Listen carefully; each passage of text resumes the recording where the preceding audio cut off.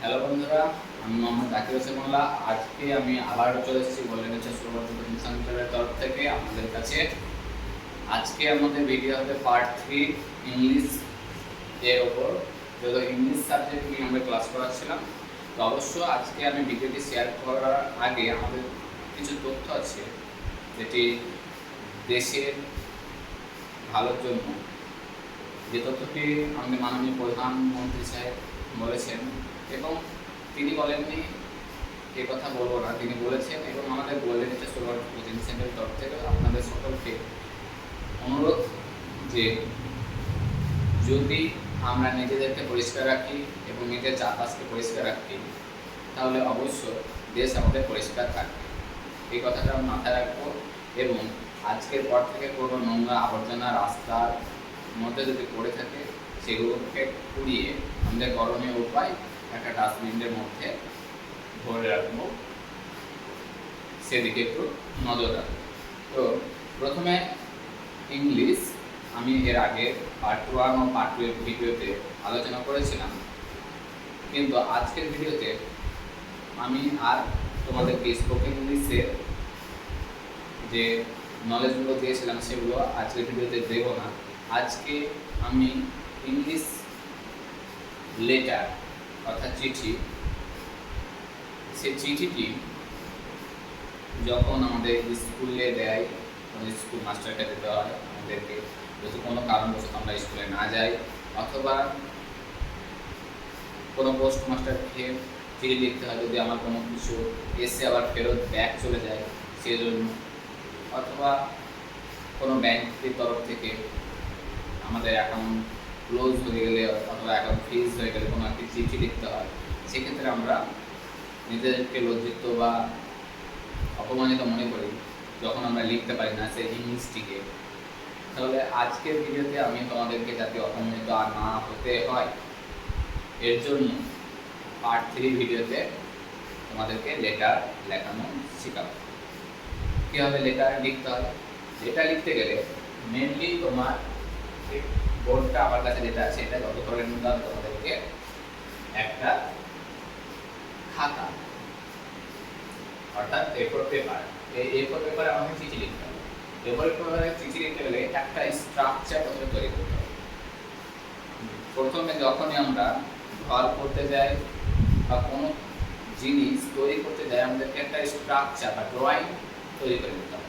সেই ড্রয়িংটা আমরা মনে মনে তৈরি করে নেব খাতার মধ্যে, তারপর শুরু করব।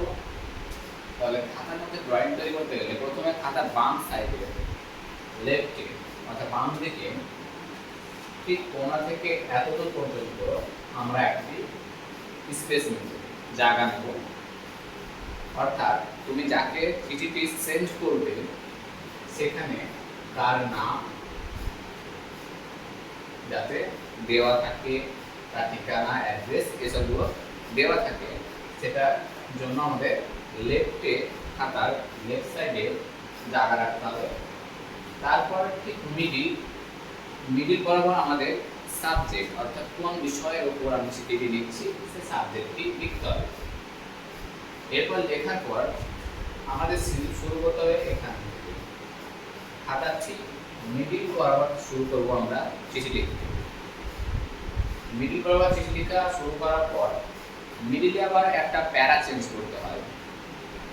যখনই আমাদের ইংলিশ চিঠিটা লেখা হয়ে যায়, এরপর তো আমরা বলবো সেই শিক্ষককে বা পোস্টমাস্টারকে অথবা ব্যাংক ম্যানেজারকে যে স্যার আমার চিঠিটি যদি আপনি মঞ্জুর করেন তাহলে আমি আপনার উপর চিরকৃতজ্ঞ রইব। এর জন্য এখানে একটা প্যারা চেঞ্জ করতে হবে। প্যারা চেঞ্জ করতে গেলে আমাদের ঠিক মিডিল বরাবর প্যারা চেঞ্জ করে আবার লিখতে শুরু করতে হবে।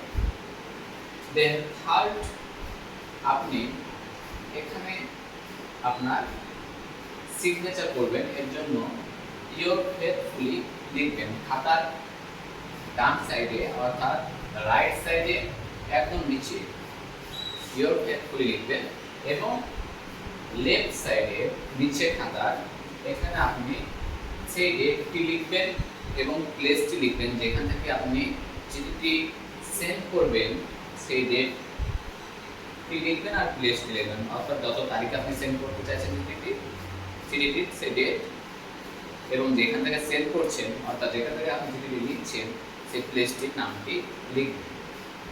তো প্রথমে আমরা টু দিয়ে শুরু করব। টু উপরে লেফট অর্থাৎ খাতার লেফট সাইড থেকে শুরু করব, টু লিখব উপরে। তারপরে টু দা হেড মাস্টার, যদি স্কুলে হয় টু দা হেড মাস্টার, যেটা এখানে হেডমাস্টারের জায়গায় যদি থাকতো পোস্টমাস্টার, টু দা পোস্টমাস্টার লিখতাম। যদি এখানে থাকতো ব্যাংক ম্যানেজারে, তাহলে টু দা ব্যাংক ম্যানেজার।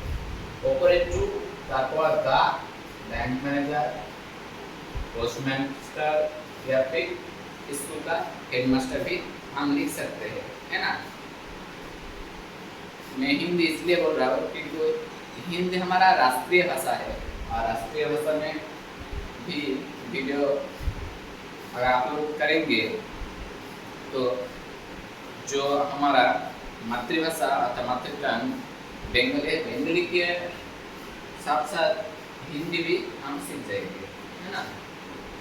तो पहले हमको टू लिखना है, फिर उसके नीचे में लेफ्ट साइड में ऊपर द हेडमास्टर या फिर द पोस्टमास्टर या फिर द बैंक मैनेजर। अगर स्कूल में सेंड करना है आपको टू द हेडमास्टर लिखेंगे, अगर पोस्टमास्टर को सेंड करना है तो फिर टू द पोस्टमास्टर लिखेंगे, और अगर बैंक मैनेजर को सेंड करना है तो फिर टू द बैंक मैनेजर लिखेंगे। फिर यहाँ पर लिखेंगे, अगर आप स्कूल पे लिखते हैं अथवा তুমি যদি স্কুলের জন্য সেটি লিখো, তাহলে এখানে যে স্কুলের হেডমাস্টারকে লিখছো সেই স্কুলের হেডমাস্টারের যে স্কুলটির নাম সেই স্কুলটি লিখো। যদি ব্যাংকে লিখি তাহলে যে ব্যাংকে লিখছি সেই ব্যাংকের অর্থাৎ কোন শাখায় লিখছি এখানে লিখব। যদি পোস্টমাস্টারকে লিখি তাহলে পোস্টমাস্টারের কোন শাখা থেকে আমি লিখছি সেটি লিখব। फिर यहाँ पर लिखना है, क्या लिखेंगे हमको, अगर पोस्टमास्टर को सेंड करना है तो फिर यहाँ पर पोस्टमास्टर टू द हेडमास्टर हो गया। यहाँ पर पोस्टमास्टर को सेंड कर रहे हैं, किस एड्रेस पर सेंड करेंगे अर्थात कौन सा ब्रांच से सेंड करेंगे, बैंक मैनेजर को या फिर स्कूल को सेंड करेंगे। तो यहाँ पर लिखेंगे सोलवाड़ा का हाई स्कूल। अगर आपका बैंक में लिखना है तो पंचानन वाला ब्रांच लिखिए। अगर आपको पोस्टमास्टर को लिखना है तो जिस पोस्टमास्टर के शाखा में आप भेजना चाहते हैं वो उसको लिखिए। ऐसे ही आप लिखेंगे। फिर यहाँ पर डियर लिखेंगे, यानी कि डियर স্যার, যদি ওখানে আমরা তো জানি না যে আমাদের ব্যাংকের ম্যানেজার কে অথবা পোস্টমাস্টার কে, হ্যাঁ না, অথবা আমাদের হেডমাস্টার, আমরা এটা জানি হেডমাস্টার অথবা ব্যাংকের ম্যানেজার কে, এটা আমরা জানি একটু, বাট পোস্টমাস্টার অতটা জানি না। সেজন্য ডিয়ার স্যার ম্যাম লিখেंगे অথবা লিখবো। আমি দুটো ভাষাতে কথা বলছি তোমাদের সঙ্গে, বাংলা ইংলিশে, বাংলা এবং ইংলিশ এবং হিন্দি তিনটি ল্যাঙ্গুয়েজে কথা বলছি, অবশ্যই মনে রাখবে। এরপর আমরা প্রথমে সাবজেক্টটা লিখে নেব। যদি আমাদের সাবজেক্ট হচ্ছে বিষয়বস্তু, মেনলি বিষয়বস্তুটা আমার মনে রাখতে হবে, বিষয়বস্তু কোন বিষয়ের উপর লিখছি। যদি আমি স্কুলে লিখি ছুটির জন্য তাহলে এখানে লিভ অফ অ্যাবসেন্স লিখব ছুটির জন্য। আর যদি সে চিঠিতে হয় ব্যাংক ম্যানেজারকে আমার অ্যাকাউন্ট বন্ধ হয়ে গেছে তাহলে অ্যাকাউন্ট ক্লোজ বা ফ্রিজ এর জন্য সাবজেক্ট লিখব। যদি আমাদের পোস্টমাস্টারে কোনো কিছু হারিয়ে যায় অথবা সেটি মিসিং বা আবার ফেরত চলে যায় সেক্ষেত্রে আমরা লিখব মিসিং আর্টিকেল। তো আর্টিকেল মানে হচ্ছে আমাদের কোনো চিঠি বা পত্র যেটিকে বলা হয়, ঠিক সেইভাবে সাবজেক্ট লিখবো। লেখার পর ডিয়ার স্যার ম্যাম থেকে স্টার্ট করবো। স্যার ম্যাম থেকে স্টার্ট করার পর আমার নিজেদের নাম, গ্রাম, পোস্ট, থানা, ডিস্ট্রিক্ট এসব লিখবো। লেখার পর আমাদের যে বিষয়বস্তুটি থাকবে আমাদের যে বিষয়বস্তুটি থাকবে সেই বিষয়বস্তুটি লিখবো। যদি আমাদের কোনো কিছু হারিয়ে যেয়ে থাকে তাহলে সেই হারিয়ে যাওয়ার বিষয়গুলি লিখবো এখানে। যদি এখানে কোনো ব্যাংকে লেটার লিখতে বলা হয়েছিল যে ব্যাংকের অ্যাকাউন্ট ক্লোজ হয়ে গেছে সেক্ষেত্রে লিখবো, অথবা যদি হেডমাস্টারকে লিখতে হয় যে আমি অ্যাবসেন্ট ছিলাম, স্কুল আসতে পারিনি, সেক্ষেত্রে এখানে আমরা এটিকে লিখবো। লেখার পর ঠিক খাতা অর্থাৎ আমাদের A4 পেজের ঠিক এই বরাবর আমরা একটি প্যারা চেঞ্জ করবো। প্যারা চেঞ্জ করার পর আমাদের করণীয় উপায় কি? প্যারা চেঞ্জ করার পর এখানে আমরা যাতে হেডমাস্টার অথবা পোস্টমাস্টার আমাদের চিঠিটি পড়ে সহানুভূতি পায়, অর্থাৎ আমরা তাদের কাছে আকুতি মিনতি করছি যে স্যার আপনি আমার চিঠিটি যদি মঞ্জুর করেন তাহলে আমি আপনার উপর চিরকৃতজ্ঞ রইব, তাই তো? তো সো এখান থেকে আমরা সেই কথাটিকে ইংলিশে লিখে ফেলব।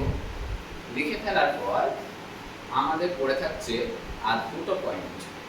একটা হচ্ছে চিঠিটি যে তারিখে লিখছি সেই তারিখটি লিখব, এবং যেখান থেকে লিখছি সেই জায়গার প্লেস অর্থাৎ প্লেসটি লিখব চিঠিতে খাতার ঠিক লেফট সাইডে নিচে, অর্থাৎ খাতার বাম দিকে নিচে।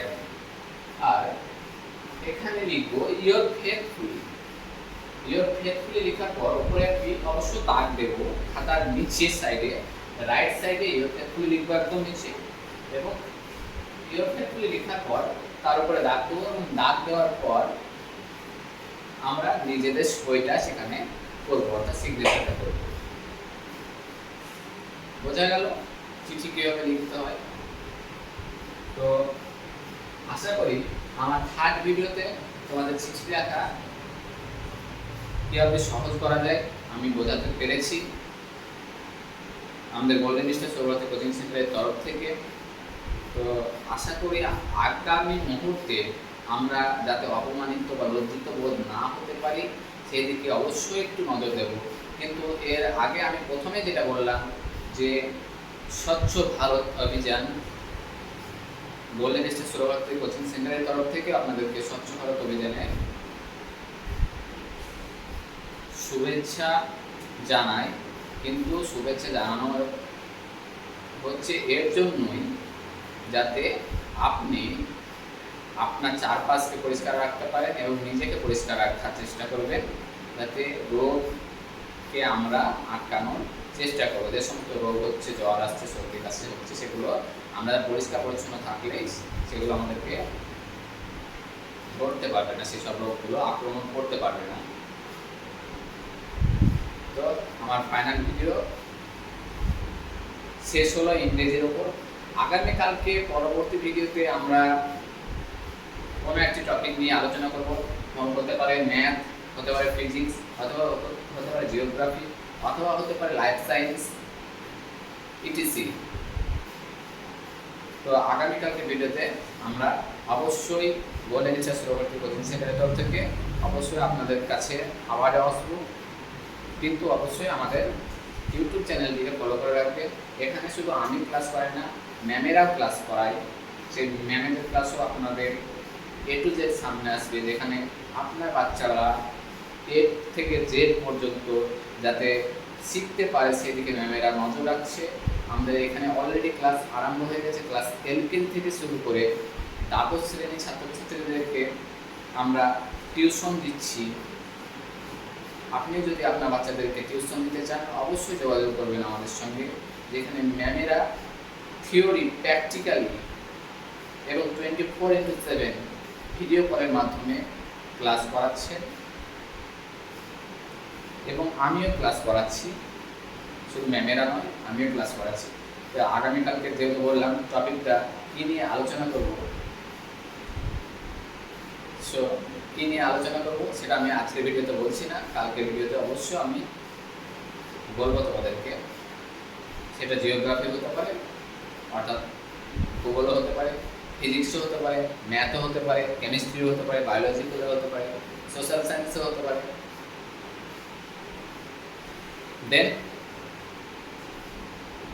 আপনাদের সকলের দিনটা ভালো কাটুক। আজকে আমার এটাই মিনতি। কিন্তু অবশ্য যারা গার্জেন আছেন তারা আপনার ছেলেদেরকে মারবেন না, আবারও বলছি মারবেন না, তাদেরকে ভয় দেখাবেন এবং বোঝানোর চেষ্টা করবেন। এর আগের ভিডিওতে আমি বলেছি ভয় দেখাবেন না, কারণ ভয় দেখালে তারা কিন্তু শিখতে পারে না।